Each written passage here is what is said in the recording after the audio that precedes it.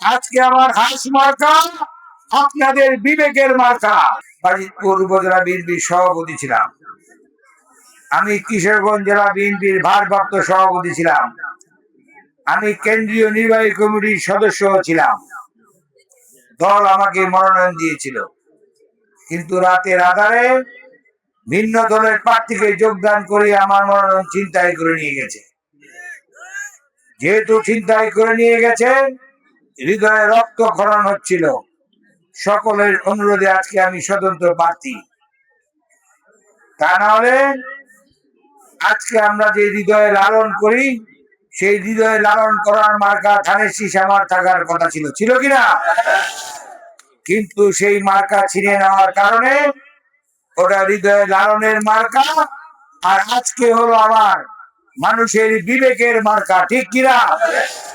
আজকে আমার হাঁস মার্কা আপনাদের বিবেকের মার্কা। আপনাদের বিবেকের মধ্যে যখন স্পর্শ করেছে, আপনাদের হৃদয়ে যখন আমার কান্না বাজে উঠেছে, আপনাদের হৃদয়ের মাঝে যখন আমার প্রতি দয়া মায়া হয়েছে, তখন আপনারা আমাকে বলেছেন আপনি স্বতন্ত্র নির্বাচন করেন।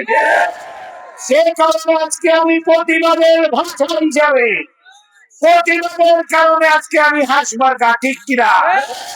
অতএব আমি বলবো এটা প্রতিবাদের মার্কা, এটা বিবেকের মার্কা।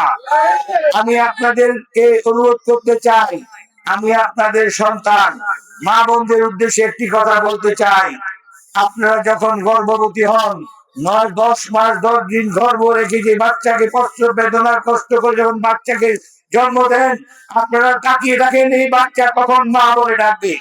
ঠিক 25 বছর এই দলটাকে লালন করে যখন নির্বাচনের সময় হয়েছে, ঠিক আমার বাচ্চা চিন্তায় করে নিয়ে গেছে আমার উপর কি যাচ্ছে, আমার উপর কি যাচ্ছে, আমার উপর আমার আত্মচিৎকার আপনারা ছাড়া আর কেউ বুঝবে না। আমার মার্কা ছিনিয়ে নিয়ে গেছে, কিন্তু আপনাদের ভোট কিন্তু ছিনিয়ে নিতে পারে নাই, পারছে? ব্যালট পেপার নিতে পারে নাই, পারছে? সিল নিতে পারে নাই। আপনারা যদি আমাকে ভালোবাসেন, আপনাদের যদি আমার প্রতি মায়া হয়, আমি আজীবন আপনাদের পাশে থেকে আমার রাজনীতি করতে চাই। দল আমাকে বহিষ্কার করেছে, বহিষ্কারের পরও আমি করি না। জনগণ কিন্তু আমাকে বহিষ্কার করে নাই। আমি কিন্তু জনগণের পাশে আছি, মৃত্যুর আগ পর্যন্ত থাকবো ইনশাল্লাহ।